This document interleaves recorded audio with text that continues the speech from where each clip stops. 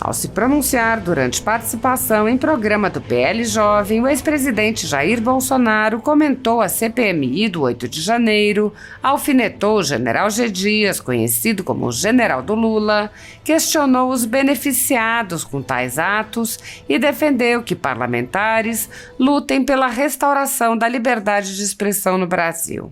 O ex-chefe de Estado pontuou: se comparar os seus 37 ministros com nossos 23, não dá para comparar. Quantidade está longe de ser qualidade. Primeira proposta, estourar o teto em quase 200 bilhões de reais. O que mais interessa aqui?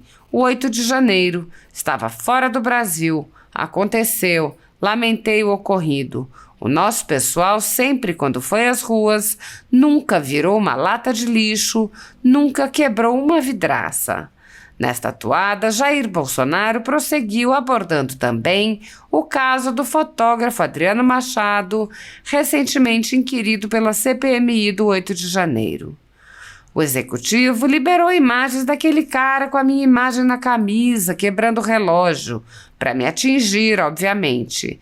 Depois, apareceu a imagem da CNN daquele cara chutando uma porta que estava aberta, confraternizando com o fotógrafo da Reuters e também o chefe do GSI, um general de divisão, fazendo aquele papel com aquelas pessoas, demonstrando, mais do que na cara, algo combinado ali.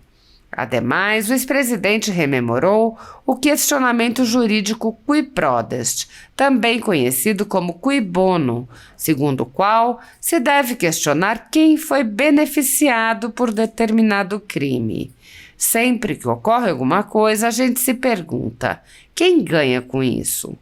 O Parlamento, o Congresso, desde que continuemos, recuperemos na totalidade a nossa liberdade de expressão, será muito melhor para o futuro de todos nós. Esse é um país fantástico. Temos metade do espaço territorial da Rússia, mas temos muito mais potencial do que eles. Deus, pátria, família, liberdade. Quero deixar um país de futuro, não para o futuro. Bolsonaro salientou ainda a importância de fazer bom uso das riquezas naturais do Brasil, agregando valor aos minerais extraídos. Um cientista russo falou para mim: como pode vocês terem isso tudo aqui e estarem exportando como se fosse um cacho de bananas? Na minha primeira viagem ao Japão, foi lá um fabricante de bijuterias de nióbio, que é mais caro que ouro. Tem gente que tem alergia a ouro e não tem a nióbio. Uma dúzia de correntinhas de nióbio, que devem pesar 400 gramas, e compra 1 tonelada de nióbio aqui. Dessa maneira, o ex-presidente alfinetou Lula. Por vezes, o povo tem de sofrer para aprender a dar valor. Espero que esse momento de sofrimento sirva para a população cada vez mais entender o que seu país tem, o que seu povo precisa. Até os animais não escolhem um idiota para conduzi-los. Por que deixamos acontecer aquilo no ano passado? Até o momento, o general G. Dias não foi preso, não teve seu passaporte apreendido, nem suas contas bloqueadas, nem seus bens ou sua renda apreendidos. Essas medidas cautelares são reservadas a conservadores, que podem sofrer qualquer uma ou várias delas, sem qualquer indício de crime, sem direito à defesa, nem acesso ao devido processo legal. Quando aplicadas a conservadores, as medidas cautelares podem perdurar pelo tempo que desejar o senhor ministro que determina sua aplicação, ainda que as pessoas não tenham foro privilegiado e não estejam, portanto, sujeitas à jurisdição das cortes superiores. Apoiadores do ex-presidente Jair Bolsonaro e pessoas que apenas têm um discurso diferente do imposto pelo cartel midiático vêm sendo perseguidos, em especial pelo judiciário. além dos inquéritos conduzidos pelo ministro Alexandre de Moraes, do Supremo Tribunal Federal, também o ex-corregedor do Tribunal Superior Eleitoral, Luiz Felipe Salomão, criou seu próprio inquérito administrativo e ordenou o confisco da renda de sites e canais conservadores, como Bárbara, do canal Te Atualizei, e a Folha Política. Toda a receita de mais de 25 meses do nosso trabalho está bloqueada por ordem do TSE, com aplauso dos ministros Luiz Roberto Barroso, Alexandre de Moraes e Edson Fachin. Sem a possibilidade de receber a renda de seu trabalho, o jornal corre o risco de fechar. Se você apoia o trabalho da Folha Política e pode ajudar, use o QR Code para doar qualquer quantia para a empresa Raposo Fernandes ou use o código ajude@folhapolitica.org. Caso prefira, há a opção de transferência bancária para a conta da empresa Raposo Fernandes, disponível na descrição deste vídeo e no comentário fixado no topo. Há 10 anos, a Folha Política faz a cobertura da política brasileira, mostrando atos, pronunciamentos e eventos dos três poderes, quebrando a espiral do silêncio imposta pelo cartel de mídia que quer o monopólio da informação. pix@ajude@folhapolitica.org. Assista. Em primeiro, como fui candidato 2 vezes, vitorioso em 2018, depois aconteceu 22, o meu apoio em 22 perante, em especial o Nordeste, foi infinitamente maior do que o 2018. Mas vamos considerar 2022 página virada. Tá? E estamos acompanhando agora aqui esse novo governo. Se comparar os seus 37 ministros com os nossos 23, não dá para comparar. Quantidade longe de ser qualidade. E primeira proposta, estourar o teto em quase 200 bilhões de reais. Até conversando com o Tarcísio hoje, Tarcísio, você tinha 7 bilhões por ano comigo. Nesse primeiro ano desse governo passou para 20 bilhões de reais. Bem, o que mais interessa aqui? O 8 de janeiro. Eu estava fora do Brasil, aconteceu, lamentei o ocorrido. O nosso pessoal sempre, quando foi às ruas, nunca virou uma lata de lixo, nunca quebrou uma vidraça. E logo depois, a esquerda, 2 dias depois, já estava com a assinatura pronta no Senado para uma CPI.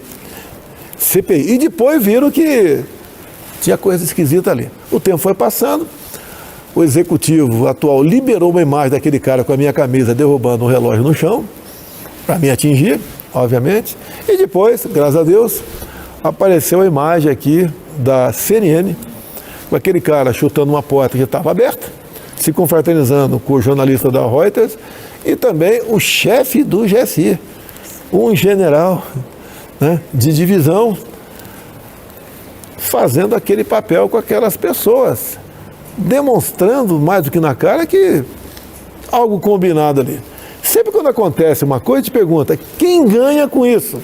O que nós ganhamos com isso? Nada. O que está acontecendo no momento? Que eu tenho dito, ninguém precisa unir a direita, porque a direita está unida. E melhor ainda, está instruída. E com pessoa, apesar da tua idade, bastante jovem, perto de mim em especial, nós estamos vendo que temos potencial em todas as faixas etárias, temos parlamentares que têm condições e têm demonstrado na CPMI quem estava certo ao longo dos últimos 4 anos, em especial, o que nós queremos para o Brasil. Nós não queremos nada para nós queremos para o Brasil. Que eu sempre disse, o que for bom para o Valdemar apenas, pode não ser bom para o Brasil. Mas o que for bom para o Brasil é muito bom para o Valdemar. Esse é o sentimento. Isso é que eu extraio de você e de outros colegas que estão em outras CPIs também, como a das ONGs e do MST. O nosso pessoal está fazendo um trabalho excepcional. É um novo parlamento. O Valdemar, que é mais velho, da política, um pouquinho mais velho do que eu aqui, eu lembro lá atrás, quando reclamava do parlamento, para o Ulisses Guimarães, ele falava, espere para você ver o próximo. É verdade. Dizendo o quê? Que vai piorar. Vai ser pior. Dessa vez, o contrário. Melhorou o parlamento. Melhorou. E tenho certeza que as câmaras municipais vão melhorar muito também a partir das eleições do ano que vem. E o parlamento, o Congresso, desde que nós continuemos recuperemos na totalidade a nossa liberdade de expressão. Vai ser muito melhor. Verdade. para o futuro de todos nós. Esse é um país fantástico. Temos a metade do espaço territorial da Rússia, mas temos muito mais potencial do que eles. Esse é o Brasil, acredito em nosso país, e eu quero deixar para vocês, né? Algo mais do que foi mostrado até agora.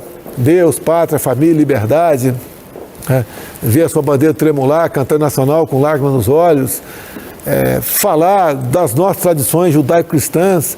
Eu quero deixar um país realmente de futuro e não um país para o futuro, porque nós temos, encerrando aqui, Marcos Pontes. Marcos Pontes é um cara que conhece a tabela periódica de trás para frente, frente para trás. Só em Roraima nós temos uma tabela periódica. Só em Roraima tem um potencial hídrico para gerar energia para toda a região, regiões norte e nordeste. E por que isso não acontece? Brevemente, vocês já estão sabendo por que não acontece. Porque falta mais gente boa, com um coração puro na política brasileira. Pode ter certeza que já começamos a botar isso para frente e brevemente seremos uma grande nação. Deixa eu fazer uma pergunta para o senhor. O senhor passou quase 10 anos com muita exposição, até porque a pré-campanha começou em 2015, 2016, quando o senhor começou a percorrer o país, né, a imprensa atacando de todo jeito, levando porrada de todo lado. E como é que foi o dia seguinte? O dia seguinte, do dia 31 de dezembro, dia 1º de janeiro, né, o senhor deixou a presidência da República, olhou para trás, viu tudo que o senhor fez, tudo que o senhor plantou, tanta gente boa que o senhor conseguiu colocar a mão e aquela pessoa ter um mandato, ter uma representatividade dentro da sociedade. Senador Marcos Pontes, eu, deputado Carmelo Neto, deputado André Fernandes, tanta gente que o senhor conseguiu influenciar. E a missão que o senhor cumpriu, ela não acabou, mas ela foi cumprida em determinado momento, nesses 4 anos, mas a missão do senhor não acabou. O senhor tem uma missão de liderar todos nós, a gente que está aqui, né, e tem essa dívida de gratidão também para com o senhor.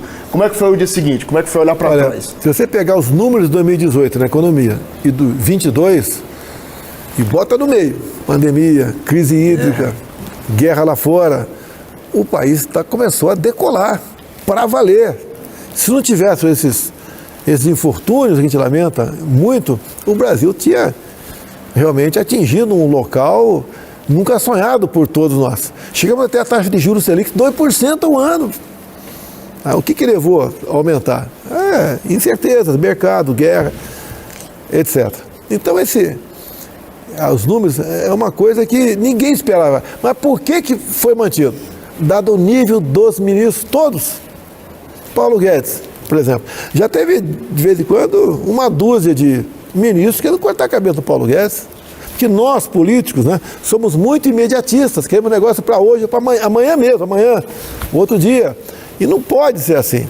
Então acredito que o que nós deixamos de legado, de comparação, de responsabilidade. Eu estou vendo um cara na minha frente aqui, pensar, esse cara não é um cara qualquer não.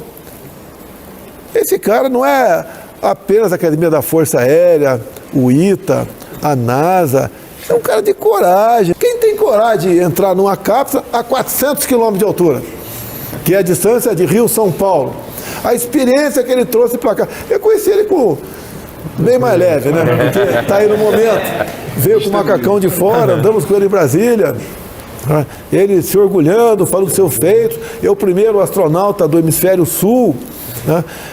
Tem uma bagagem cultural fenomenal. O que o ministério dele fez, apesar das caneladas espaciais, que era o programa que ele tinha, né, não chegou para o Brasil. Ele trouxe de Israel, tínhamos um excelente relacionamento com Israel, trouxe aqui, por exemplo, as máquinas de fazer água. É o princípio ativo do ar-condicionado. Fomos lá, laboratórios, por exemplo, de grafeno, laboratórios de nióbio, coisa fantástica, que só nós temos. Nióbio, só nós temos. E, infelizmente, venderam a mina de Catalão a outro país. Seguramos a de Araxá, Minas Gerais. E estava conversando com o governo americano como está lá, agregando valor à mina de nióbio, quer dizer, não tem mina ainda porque está em aberta, de 6 lagos, a região amazônica. E esse cara aqui é um incentivador. Eu tive o prazer de estar com o cara, no primeiro ano de mandato meu, com o cientista russo que descobriu o grafeno em 2004, o negócio é de agora. Você estava comigo na mesa? Estava lá. E olha só, o cientista, geralmente, é uma crítica que eu fazer para ele, ele tem o coração aberto. O cientista russo falou para mim, como é que vocês podem tem isso tudo aqui e está exportando como se fosse um cacho de banana.